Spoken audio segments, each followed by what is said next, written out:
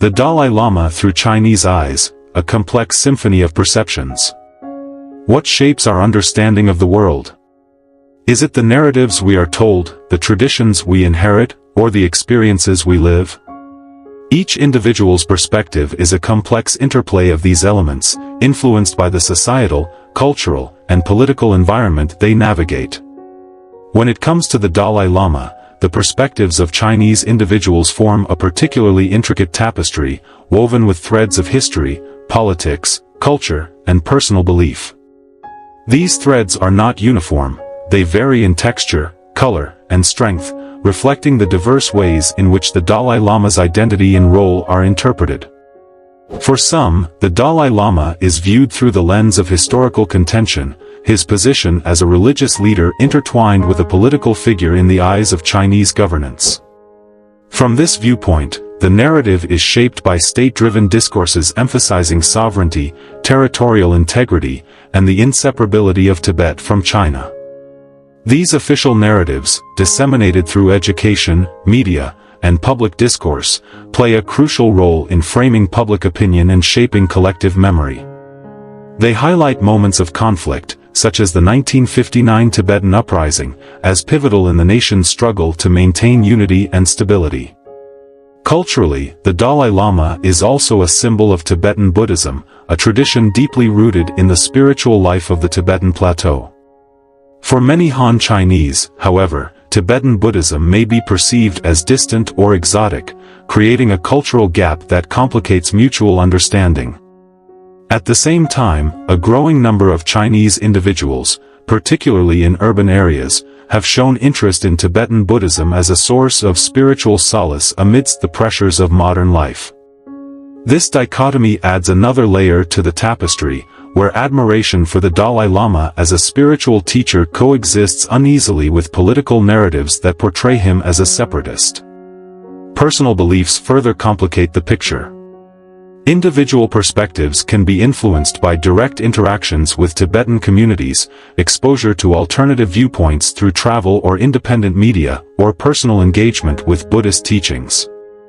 In such cases, the Dalai Lama may be seen not as a political figure but as a profound spiritual leader advocating for compassion, nonviolence, and interfaith dialogue. These personal encounters often spark internal contradictions, where individuals grapple with reconciling state narratives with their own experiences and moral reflections. This exploration of Chinese perspectives on the Dalai Lama reveals a deeply layered and often contradictory reality. It raises profound philosophical questions about human identity and freedom. How do individuals navigate conflicting narratives imposed by external authorities and internal moral convictions? What role does culture play in bridging or widening divides in understanding? And, ultimately, what does this complexity reveal about the universal human struggle to balance allegiance, belief, and autonomy? By unraveling the threads of this intricate tapestry, we not only deepen our understanding of the Dalai Lama's multifaceted identity but also gain insight into the broader dynamics of how history, politics, and culture shape human perceptions. These dynamics compel us to reflect on our own assumptions and the narratives we accept or challenge, offering a mirror to examine the shared and contested stories that define our worldviews. The government's narrative: control or protection.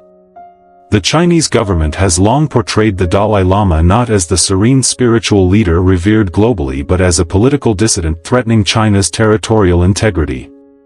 Have you ever thought about how a single story, repeated persistently, can shape an entire nation's perception? The state-controlled media, textbooks, and public messaging depict the Dalai Lama as a separatist, seeking to fracture the unity of the Chinese state. But what lies behind this narrative? The roots of Beijing's antagonism toward the Dalai Lama stretch back to Tibet's incorporation into the People's Republic of China, PRC, in the 1950s.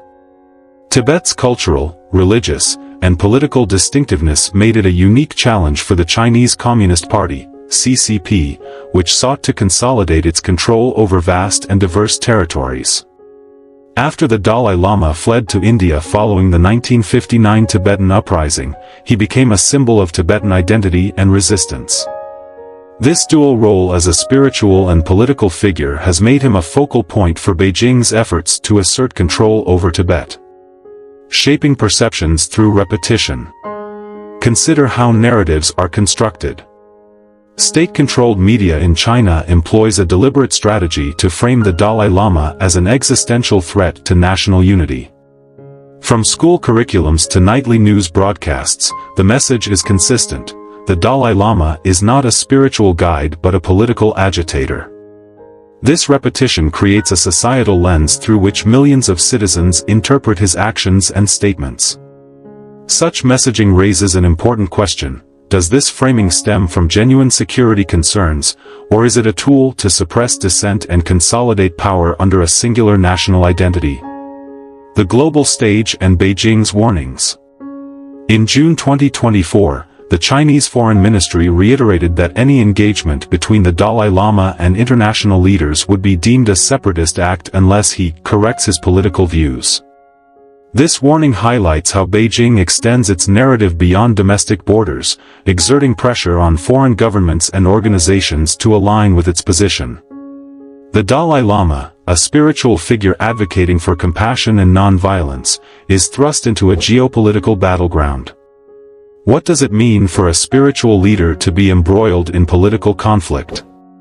Does this reflect the fears of a government seeking to maintain control, or does it reveal deeper insecurities about the fragility of its territorial claims? Control over spirituality. The measures to suppress the Dalai Lama's influence are not confined to propaganda.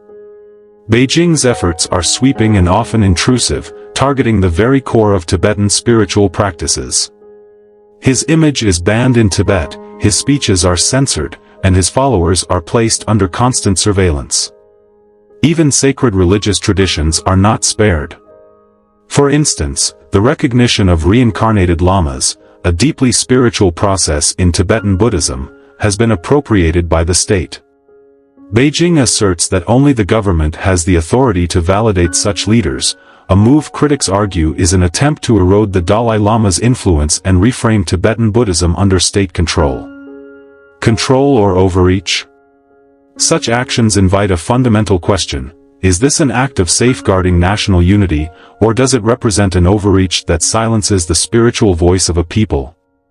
By framing the Dalai Lama's religious and political roles as threats, the Chinese government not only challenges his global stature but also risks alienating Tibetans who view him as the embodiment of their culture and identity.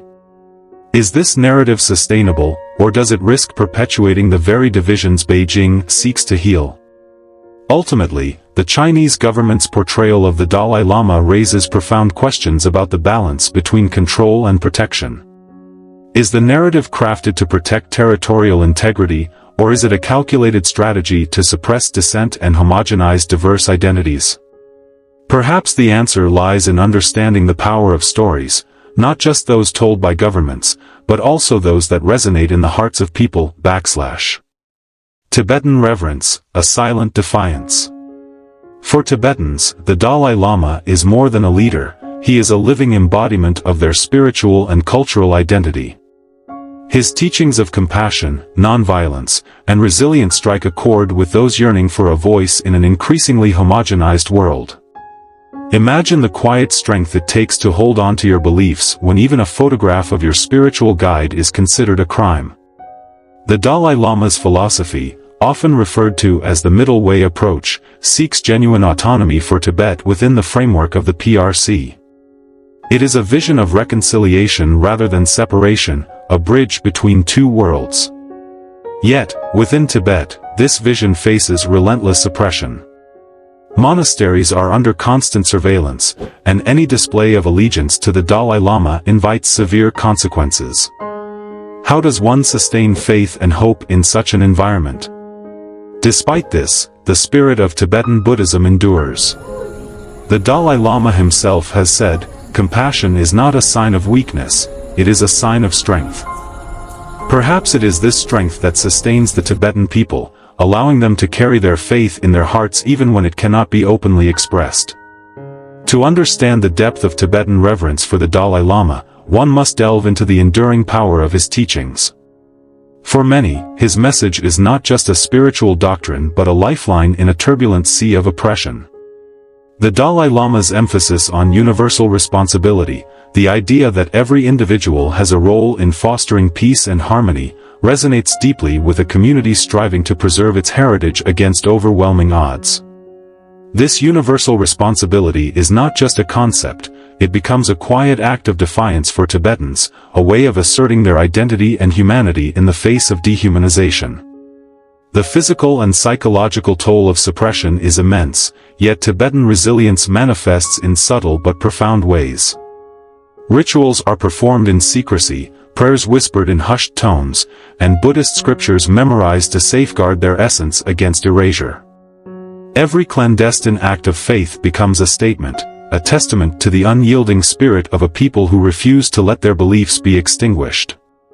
Even in exile, Tibetan communities keep their culture alive through festivals, language preservation, and the teachings of lamas who have fled persecution.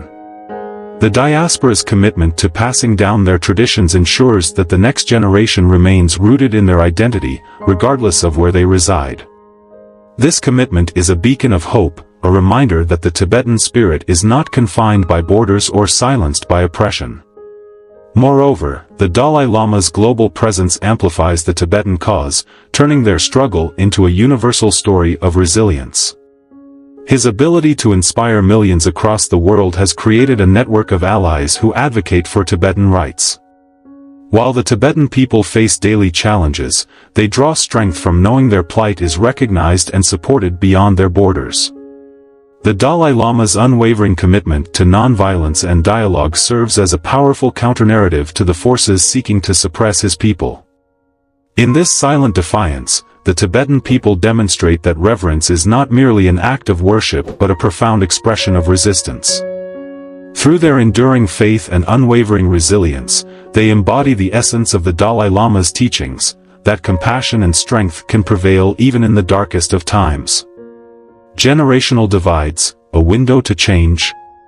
The younger generation of Chinese citizens presents a glimmer of hope for a more nuanced understanding of the Dalai Lama. With increased exposure to global perspectives through the internet, education, and travel, some urban youth are beginning to appreciate his teachings on mindfulness, peace, and compassion. Isn't it remarkable how access to diverse viewpoints can transform rigid narratives into multifaceted conversations? Yet, the Great Firewall of China remains a formidable barrier. Social media platforms like WeChat and Weibo are closely monitored, and discussions about Tibet or the Dalai Lama are swiftly censored. For those who manage to circumvent these restrictions, the contrast between the government's portrayal and international perspectives can be jarring. Does this moment of cognitive dissonance plant seeds of doubt, or does it simply create an inner conflict too dangerous to resolve? Older generations, shaped by decades of state propaganda, often hold more rigid views. For many, the Dalai Lama is seen solely through the lens of the government's narrative. In rural areas, where access to information is limited, this perspective is even more entrenched. What does it take to break free from such deeply ingrained beliefs? Can empathy and dialogue bridge this generational chasm? Philosophical reflections, faith versus politics. The intersection of faith and politics is a recurring theme in the Dalai Lama's story, illuminating the complex interplay between deeply held spiritual values and the machinery of governance.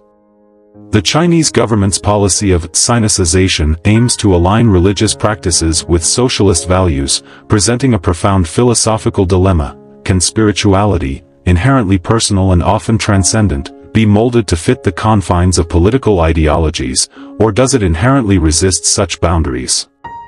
This question sits at the heart of the ongoing tension between Tibetan Buddhism and the state's push for conformity. The Dalai Lama's teachings underscore universal human values such as kindness, humility, and interconnectedness, principles that transcend borders and political systems. He often emphasizes, our prime purpose in this life is to help others. And if you can't help them, at least don't hurt them. These ideals challenge a system that appears to prioritize control, surveillance, and homogeneity over compassion and individuality. In this context, the Dalai Lama's message becomes more than a spiritual guide. It is also a quiet form of resistance against a framework that seeks to subsume cultural and spiritual identities into a singular narrative. This philosophical clash is particularly visible in regions like Sichuan and Yunnan, where Tibetan Buddhism maintains a significant presence. Here, faith and politics exist in a delicate equilibrium. Local practitioners often navigate the dual realities of revering the Dalai Lama in private while outwardly conforming to Beijing's mandates. Such acts of quiet defiance, like continuing traditional rituals, preserving sacred texts, or teaching younger generations about the Dalai Lama's message in secret, reflect a profound resilience. Is this silent resistance a form of courage, standing firm against the tide of political pressure? Or is it the enduring strength of a faith that refuses to be extinguished, finding ways to survive even under the most restrictive circumstances? The tension also raises broader questions about the role of spiritual leadership in the face of political oppression. The Dalai Lama, as both a religious leader and a political symbol, occupies a unique position. His decision to step away from direct political leadership in 2011 was, in part, an acknowledgement of the complexities of this intersection. By shifting the focus from politics to universal spiritual values, he offered a roadmap for transcending the immediate struggles of Tibet to address broader human concerns. Ultimately, the collision of faith and politics in the Dalai Lama's story reveals the profound challenges of navigating two domains that often operate on fundamentally different principles. Faith calls for inner transformation, personal accountability, and universal compassion, while politics frequently demands conformity, power consolidation, and control. In this ongoing dialogue, the Dalai Lama's teachings offer a lens through which to question not only the limits of state power but also the potential for spirituality to inspire resilience, defiance, and hope in the face of adversity. Nationalism and identity, unity or division? Nationalism plays a powerful role in shaping perceptions of the Dalai Lama. When foreign leaders meet him, China responds with outrage, framing such encounters as violations of its sovereignty. This reaction often sparks nationalist fervor among Chinese citizens. But here's a question to ponder: does nationalism truly unite a people, or does it create walls that separate them from the rest of the world? The Dalai Lama, for his part, remains steadfast in his commitment to peace and dialogue. When you talk, you are only repeating what you already know. But if you listen, you may learn something new, he says. Could this philosophy of openness be the key to bridging the divide between China and Tibet? The role of media, the echo chamber of perception. The state-controlled media in China ensures that the narrative about the Dalai Lama remains tightly controlled. Yet, the rise of VPNs and alternative information sources has created cracks in this echo chamber. For those who glimpse a different perspective, the realization can be profound. How does one reconcile the stark contrast between the government's portrayal of the Dalai Lama and his global reputation as a beacon of wisdom? The future, a crossroads for Tibet and China. As the Dalai Lama ages, the question of his reincarnation looms over Tibet's future. Beijing's insistence on controlling this process could deepen tensions, but it also presents an opportunity for dialogue. Will this moment be one of further division, or could it be a step toward reconciliation? The Dalai Lama often reminds us of life's impermanence. Change is the law of nature, he says. Perhaps his legacy will not be defined by his physical presence but by the values he has imparted: compassion, resilience, and the courage to seek understanding even in the face of adversity. A call for reflection. The story of the Dalai Lama and his relationship with China is a mirror reflecting our own struggles with identity, power, and belief. It invites us to ask, what does it mean to truly understand another's perspective? Can we hold space for complexity in a world that often demands simplicity? As you reflect on this tale, remember the words of the Dalai Lama: love and compassion are necessities, not luxuries. Without them, humanity cannot survive. Isn't this, at its core, the lesson we must all strive to embrace?